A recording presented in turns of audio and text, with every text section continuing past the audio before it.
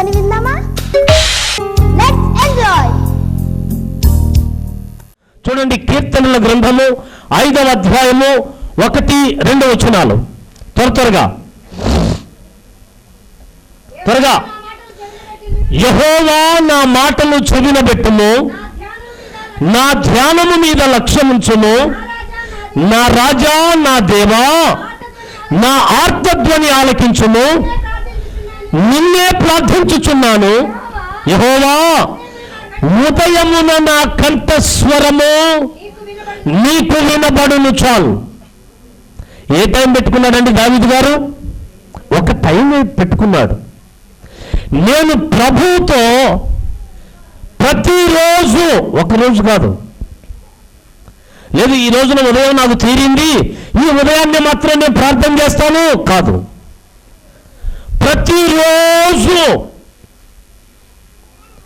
ఇదే సమయంలో నా ప్రభు సన్నిధిలో నేను ప్రార్థించాలి. ఆ సమయాన్ని పెట్టుకున్నాడు. ప్రతిరోజు అదే సమయానికి ఆయన ప్రార్థన చేస్తున్నాడు. అందుకే యెహోవా దేవుడు అనగా దేవుడు ఆయన ప్రార్థనను విన్నాడు. ఆ ప్రార్థనకు సమాధానం ఇచ్చాడు. దావీదు అడిగిందల్లా ఇచ్చాడు. దావీదుతో ఉన్నాడు, దావీదుతో తిరిగాడు, దావీదు గృహాల్ని ఆశీర్వదించాడు, దావీదు రాజ్యాన్ని ఆశీర్వదించాడు, దావీదు సింహాసనాన్ని ఆశీర్వదించాడు, దావీదు రాజ్యాన్ని ఆశీర్వదించాడు. చివరికి నా హృదయానుసారుడు అని దావీదును గురించి బైబిల్లో వ్రాయించాడు. Praise the Lord. హల్లెలూయా. ప్రతి ఉదయము నేను అనుకుంటాయేమో ఎక్కడ తీరుద్దయా లేవగానే పని ఉంటుందండి. ఎన్నో ఆలోచనలు ఉంటాయి, ఎన్నో తలంపులు ఉంటాయి, ఎన్నో పనులు ఉంటాయి, ఎన్నో ఇబ్బందులు ఉంటాయి.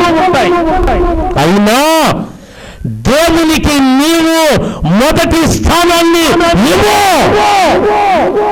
ఎప్పుడైతే నీవు దేవునికి మొదటి స్థానాన్ని ఇవ్వగలుగుతావో నిజంగా దేవుడు నిన్నే చూస్తాడు. ఆమేన్.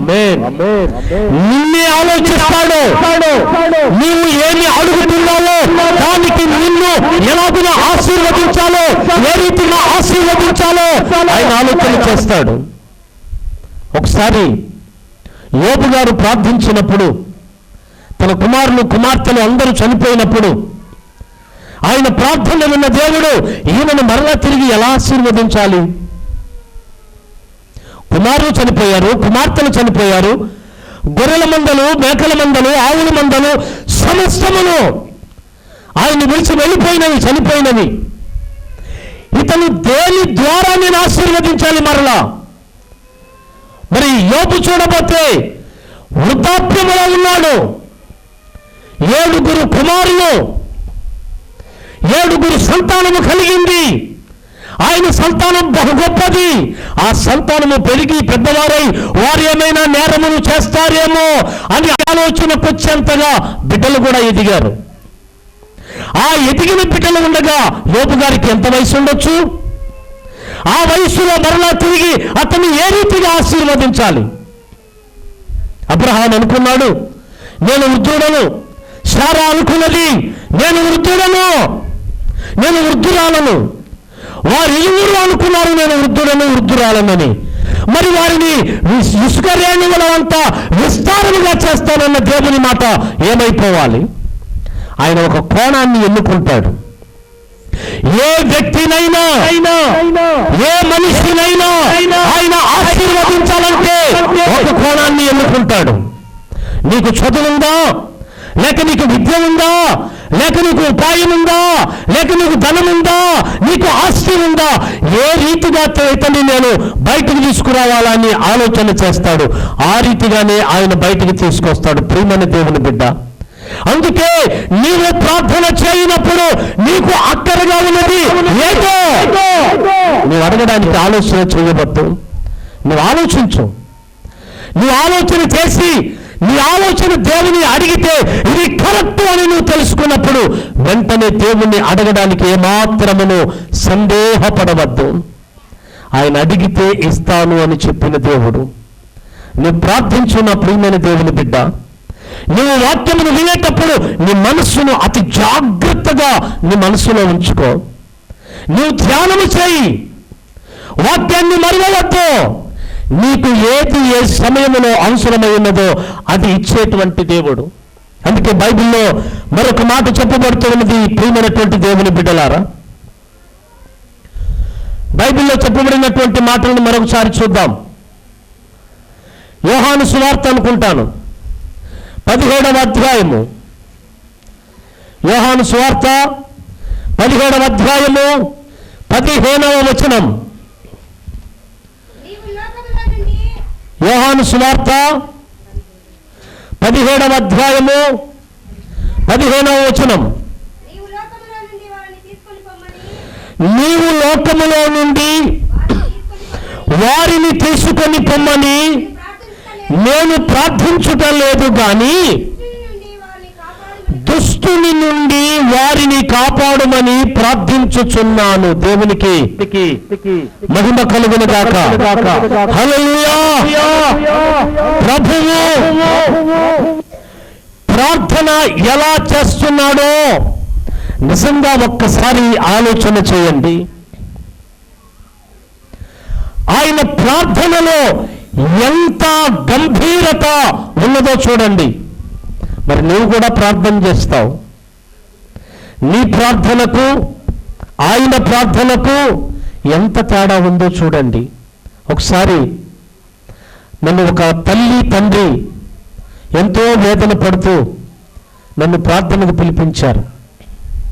అయ్యా, నా కుమారుడు అటు చావడు ఇటు బ్రతకడు, చనిపోతేనన్నా మాకు దిగులు ఉండదు, లేదా బాగుపడితే ఇంకా సంతోషమే, అటు ఇటు కాకుండా ఉన్నాడయ్యా, దయచేసి మా ఇంటికి వచ్చి ప్రార్థన చేయండి అని వారు అడిగారు. సరే, నేను ఆ ఇంటికి వెళ్ళాను. ఆ ఇంటికి వెళ్ళినప్పుడు ఆ బాబు అయితే ఖచ్చితంగా 100% చనిపోయే స్థితిలోనే ఉన్నాడు. ఆ స్థితిలో ఉన్నటువంటి ఆ బాబును చూసి మంచం దగ్గరికి వెళ్ళి మోకరిద్దామంటే కూడా నాకెందుకో ఒక విధమైన ఆలోచన వచ్చింది. ఇతను బ్రతుకుతాడా? ఇతను బ్రతికే ఆలోచన అయితే కనబట్టలేదు. ఇతను చనిపోతాడేమో. నేను ప్రార్థన చేసిన తర్వాత ఇతను చనిపోతే, సంసోను అన్న ప్రార్థన చేశాడు చచ్చిపోయాడు అని ఒకళ్ళు కాదు 10 మంది చెప్పుకుంటారు. 10 మంది కాదు 100 మంది చెప్పుకుంటారు. 100 మంది 1000 మందికి చెప్పుకుంటారు. అందరూ చెప్తారు సంసోను అన్న ప్రార్థన చేసినంత మరి చచ్చాడంట. మరి బ్రతికిన వాళ్ళు చెప్పుకుంటున్నారా? బాగైపోయిన వాళ్ళు చెప్పుకుంటున్నారా? వారి మాటలు బయటకు వస్తున్నాయా? సంసోను అన్న ప్రార్థన చేస్తే దయ్యాలు వెళ్ళిపోతున్నాయి, రోగాలు వెళ్ళిపోతున్నాయి, అనేక మంది బాగుపడుతున్నారు, మరి మనం కూడా వెళ్దాము అనుకునే వాళ్ళు ఎవరైనా ఉన్నారా? వారు లేరు.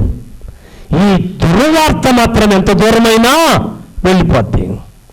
అందుకని నాకు అక్కడికి వెళ్ళి మోకరిద్దామా వద్దా? అక్కడ పరిస్థితి చూడబోతేనేమో దారుణంగా ఉంది.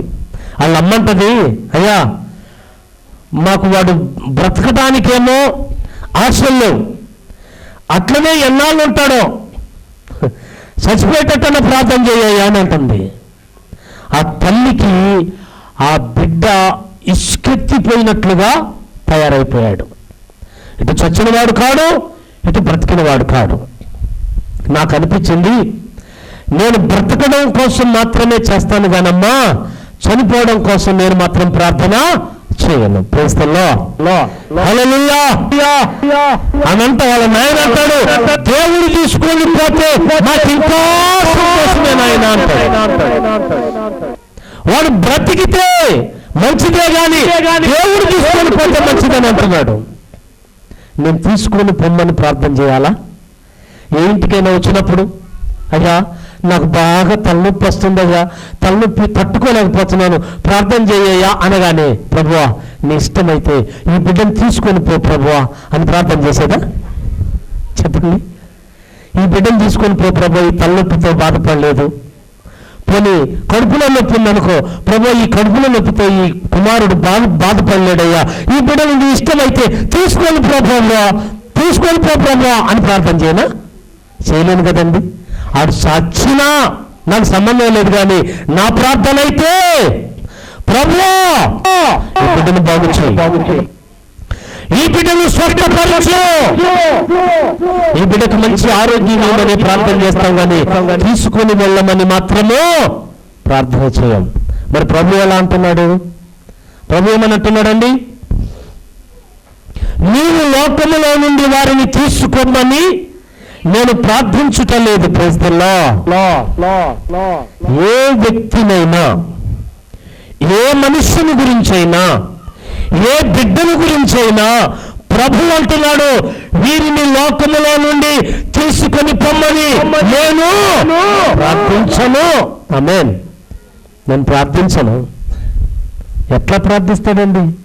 యేసు ప్రభు తన స్వహస్తములతో మానవుని తయారు చేశాడు, తన స్వహస్తములతో మనిషిని పుట్టించాడు, తన స్వహస్తములతో వారిని కాపాడుకున్నాడు, తన స్వహస్తములతో ఆయన తన చేతులార శీలను భరించి, మేకులను భరించి, రక్తమును కార్చి, ప్రాణం పెట్టి కాపాడడానికి ఆయన సిద్ధపడ్డాడు, కానీ వారిని తీసుకొని పొమ్మని మాత్రము అడగలేడు. Praise the lord.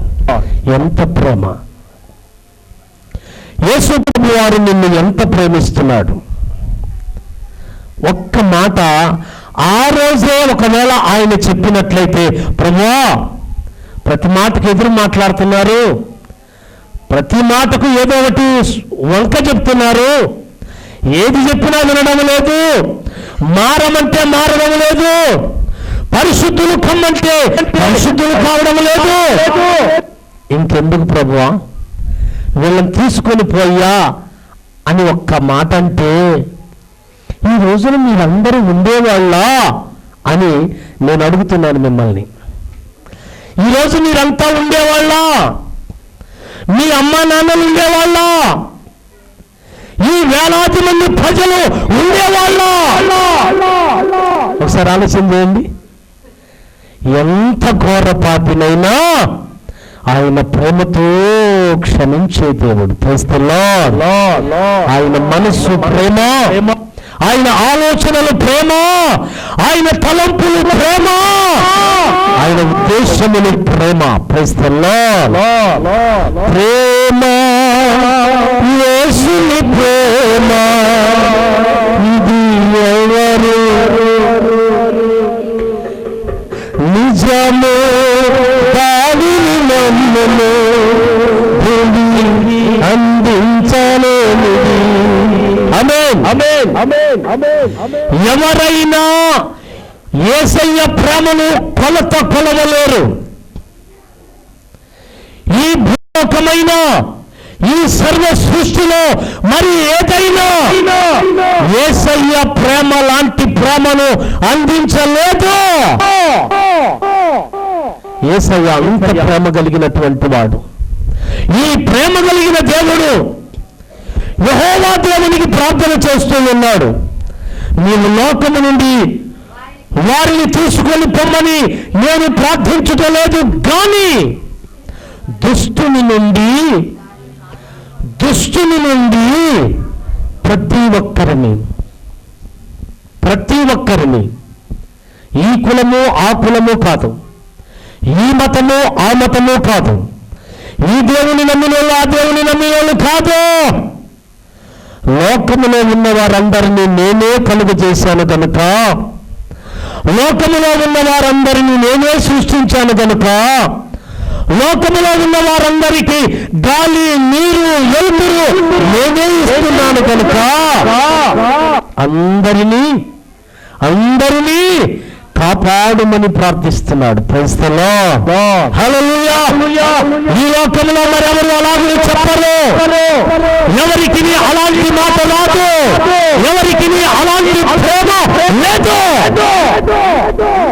స్వార్థపూరితమైన ప్రేమతో ఉన్నటువంటి వాళ్ళందరూ, కానీ యేసయ్య మాత్రం ఆయన ప్రేమను కొలవలేము.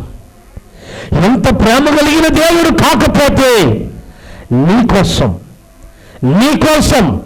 ప్రతి ఒక్కరి కోసము ఆయన ఆ సిలువలో మరణమొందాడు, ఆ సిలువలో ప్రాణం పెట్టాడు, ఆ సిలువలో ఉండి నీకు జాగ్రత్తలు చెప్తూ ఉన్నాడు.